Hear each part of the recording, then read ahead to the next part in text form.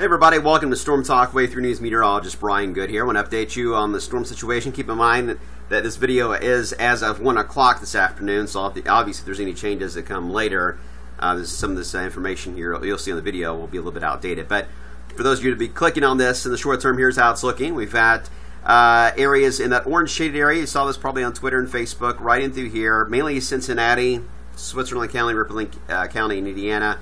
All to the north, that is the area in the enhanced risk for severe weather from SPC. Area in yellow, which includes Louisville, mainly right along I-64. If you want to take it down to the parkways, you probably could. I would say E-Town, Bardstown, anywhere in that yellow zone is a slight risk we would normally see that we're so accustomed to anyway. And then in that green shaded area is more of the marginal risk for severe weather. Kind of a gap that is developed here because of thunderstorms last night and the idea that the best wind energy is going to be closer to the low pressure itself. And the front kind of gets stretched out, loses a lot of its ability to have enough push to really create widespread thunderstorms. When you get the front stretched out, it slows it down, so that push is kind of like a little bit of a nudge. So you don't get much of a dramatic result then when it comes to thunderstorm potential. And that is a good thing, okay? Tomorrow, just marginal risk really overall for the southeast, slight risk for southern Texas, and then as we head into Wednesday, fairly just scattered thunderstorms across the southern part of the country as we get into a cooler pattern for at least a few days for the middle part of this week.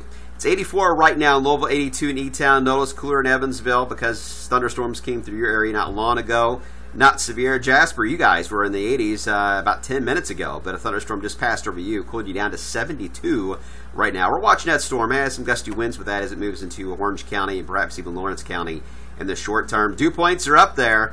You probably noticed that more humid feel. Yeah, look at dew point right now in Bedford at 70. It's just getting downright sticky now. We were able to avoid that most of last week, and the past 24 hours we have not been so lucky. But at least the front's coming through tonight, so it's really a one-day oppressive feeling, I guess you would say, when it comes to humidity, and then it's out of here. All right, here's the setup on the radar. A couple things I want to note. We had a band of thunderstorms that's been passing through central Indiana. It's now moving into, I would say, Jennings County all the way through Oldham County. It's trying now to spark up a thunderstorm along Highway 44 between Shepherdsville and Mount Washington. Nothing severe noted, but this band will likely continue to grow as it pushes into East Kentucky. I think this is going to be a bigger threat issue eventually for Cincinnati and northern Kentucky as we into later on this afternoon. This zone here is really going to watch these thunderstorms for maybe a stronger potential to reach severe limits. This cluster I've been mentioning moving through Jasper, now moving into Orange County and Lawrence County. Not severe, but it does have a potential for some strong winds over 40 miles per hour. And as these track off to the north and east, as I mentioned, so far SPC is highlighting the enhanced area. And I would agree that that is the enhanced area. I don't know if it would deserve a high upgrade to that level. I think slight risk would really cover a lot of this, to be honest with you, because everything is not off the charts. The values aren't. They're enough to have severe weather, but they're not off the charts.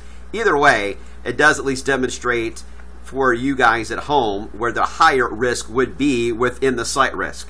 And that's why they created the enhanced outlook, and that's what that would mean for Ohio and Indiana. Slight risk for us. And then, again, as you head into that area where the front gets stretched out, that's where they add in that green shaded area for marginal severe weather is possible that could develop. What I'm waiting for the marginal area is to see a couple of things. First off, how much of the southern band continues to develop, and so far it is trying to do so now from Bullitt County all the way down to the south. We'll see if that trend continues. Otherwise, we'll wait and see if anything can develop here across West Kentucky. So far the cloud deck has been thicker there, so it's having a tougher time to get destabilized there in West Kentucky. Here's one of our short-range models, and it does show how most of the activity for the afternoon, at least through 3 o'clock, is going to focus itself more to the east. We're already seeing radar trends lining up with that idea. Once that passes by, then our concern then is going to be what's going to happen here. Keep in mind, because you didn't see on Twitter and social media, they're about to issue a tornado watch for areas to our north. I think the tornado watch would likely, if they're going to issue one, it could include Indianapolis. It may include Jennings County. It likely would include Carroll and then into Ohio. If it goes much further south than that, I kind of would be surprised. Never know what SPC is going to do, though. But I think that's to be the higher risk for anything really significant because we're in that marginal zone, really, once you get down in this area. We'll wait and see if anything can develop. And this particular model says that by the time we head into this evening, when we're all sitting down for supper, there could be one more band that could push through, and that would be something that could argue for a watch if that were to be the case. But again, it doesn't look to be overly impressive. and then it fades away after sunset. The other model, the RPM, doesn't really show that. It shows the activity north and east of us for this afternoon, which again, I fully agree with that. But as far as the evening stuff, doesn't really see it right now firing up. So if that's the case, fairly quiet for the evening, and then we'll clear things out and get some cooler weather in here. Not sure, either solution is correct right now. I think it really just depends on how much Western Kentucky can destabilize to see that one more band at supper time. It's still kind of iffy on that one. The soundings show that overall, again, here's the ground. You're looking up. A lot of our shear change in speed is in the lower levels. I would say about 5,000 to 10,000 feet is where we're seeing some of the change in direction in the speed shear, and that's where you can get some damaging wind gusts. Not so much being found in the upper layers of the atmosphere, which is the reason why this is not a horrendous outbreak or anything.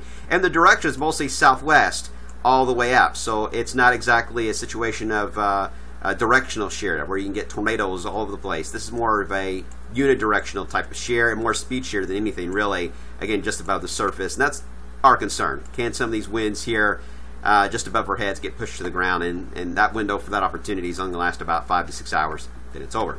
Looking at this from the map view above, you can see the shear. Once you get over 40, you're talking about the potential for severe damaging winds. And you see that best chance is going to be pretty much where that enhanced area would be in. More than likely that tornado watch would be issued.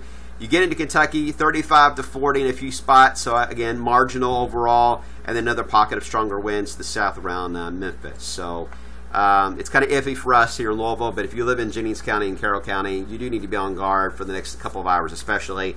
And for us here in Louisville and Central Kentucky, it's just all a matter of will that second band develop toward late afternoon and early evening, and again, that is still up in the air. All right, after this mess goes on by, then we look forward to quiet weather for a few days, but more thunderstorms beginning to blossom on the radar as we head into later this weekend, and early next week. It's hard to determine the coverage yet. I'm going through that data right now to determine the higher percentages. I know we have a lot going on when it comes to the events this weekend, Friday all the way through Sunday, in fact.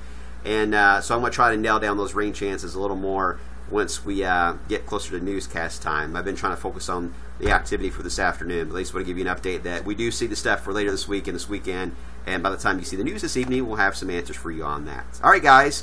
Overall, we're going to be in alert mode because we always do when somebody has a chance to see a tornado watch being issued for any one of our 29 counties. All right, so we're being fair to everybody, as we always want to be, and hopefully we can get ourselves out of alert status rapidly, because I think this is going to be a short-term event.